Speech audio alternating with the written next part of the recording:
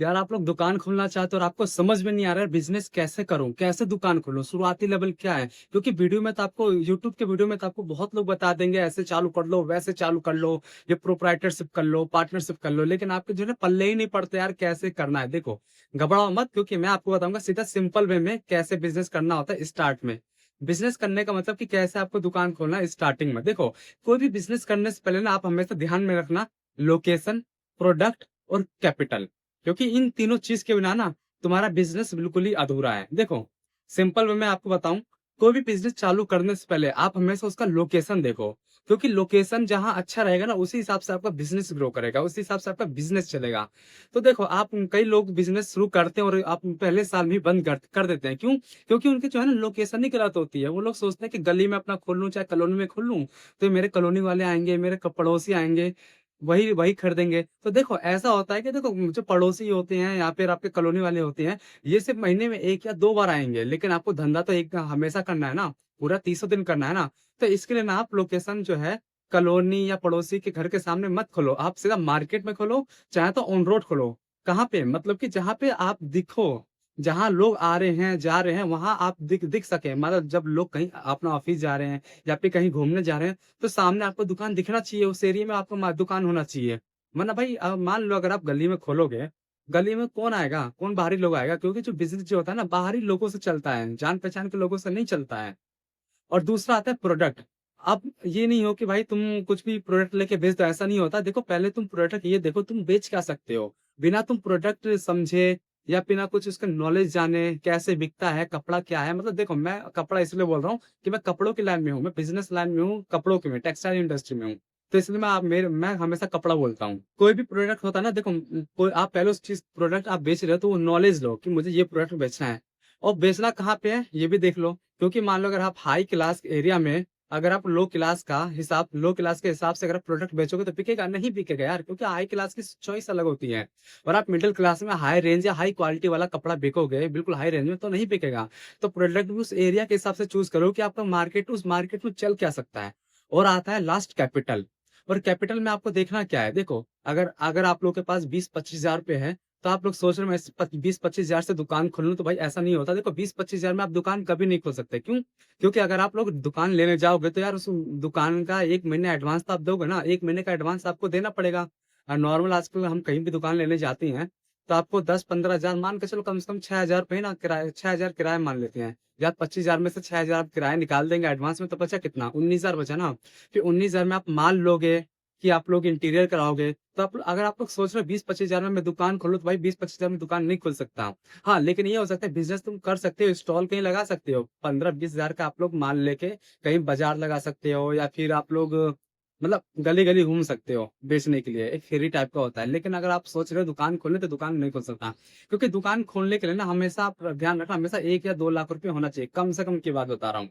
और आपको लगता है कि यार देखो यार, दिन का 1 लाख रुपए कमा रहा है, दिन का 20 हजार रुपए कमाता है, ये देखो असली चीज तुम समझो कि जो बंदा दिन का 1 लाख रुपए जो कमा रहा है ना, वो उस बिजनेस में करोड़ों रुपए लगा चुका होता है। मान वो बिजनेस में 10 करोड़ रुपए या फिर 5 करोड़ रुपए लगाया है, तब जाके वो दिन का 1 लाख रुपए कमा रहा है। तो आप अपने दिमाग से निकाल देना कि यार मैं 1 लाख रुपए लगा के दिन का 1 लाख रुपए या फिर 50 हजार रुपए या मान के चलो 10 हजार रुपए कमाओ, तो ऐसा नहीं होता। क्योंकि कोई भी बिजनेस का जो इनकम और सेल जो होता है ना, जनरेट जो होता है, वो उसके कैपिटल के हिसाब से होता है। जितना आप पैसा लगाओगे उतना ही आप फायदा कमाओगे। ठीक, तो आप हमेशा ध्यान रखना, कोई भी बिजनेस खोलने से पहले लोकेशन देखना, लोकेशन के हिसाब से प्रोडक्ट देखना, उस जहां बेच रहे हो उस हिसाब से आप कैपिटल लगाना।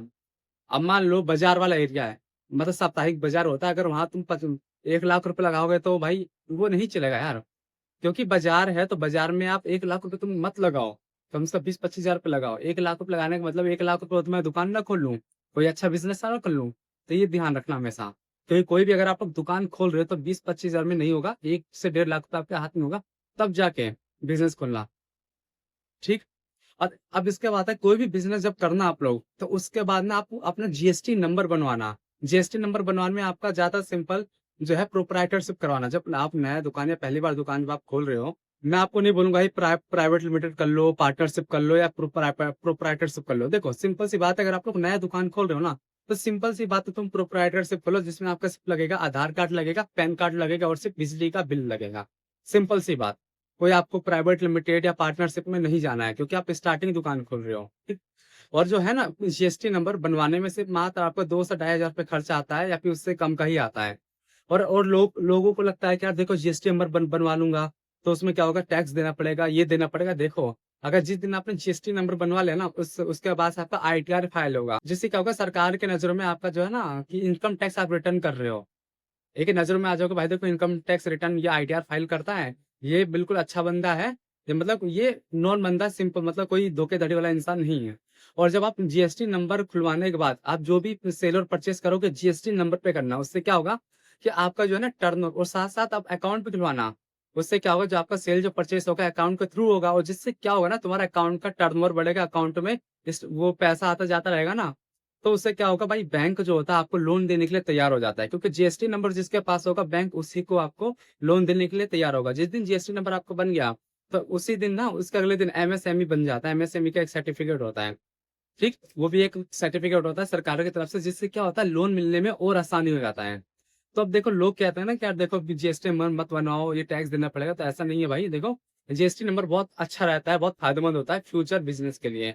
आप लोग सोचे शॉर्ट टर्म के लिए बिजनेस करो, 1 या 2 महीने के लिए, तो भाई वो अलग चीज़ है, लेकिन आपको लॉन्ग टर्म के लिए बिज़नेस करना है, तो जीएसटी नंबर आप ज़रूर लो। तो आप हमेशा ध्यान रखना, कोई भी बिज़नेस खोलने से पहले तुम देखना लोकेशन, प्रोडक्ट और कैपिटल, ठीक? और साथ के साथ जीएसटी नंबर भी बनवाना। ये था सिंपल वे, कोई भी बिज़नेस या स्टार्टिंग से शुरू आपको बिज़नेस जब करना हो।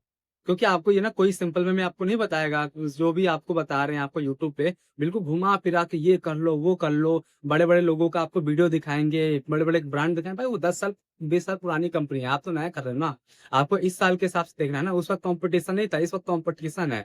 इस उस वक़्त की कस्टमर अलग है, तो आपका कस्टमर अलग है, तो उस हिसाब से हमें बिज़नेस करना है। तो आप ध्यान रखना, लोकेशन, प्रोडक्ट और कैपिटल, साथ के साथ जीएसटी नंबर। अगर आप लोग को कुछ जानकारी मिली हो मेरी वीडियो से, तो आप मुझे लाइक करें, साथ के साथ आप मुझे कमेंट्स करके बता सकते हैं, और आपको कौन सा बिजनेस करना है तो आप मुझे कमेंट्स बताएं, मैं ताकि उसके ऊपर अगली वीडियो बनाऊं कि कैसे वो करना है, क्या प्रोसीजर होता है, और मुझे सब्सक्राइब करके रखें, ताकि मेरी अगली जो वीडियो आने वाली हो आप तक पहुंचे, और आप अच्छे से देख सके, बिजनेस करने के लिए तैयार रहें।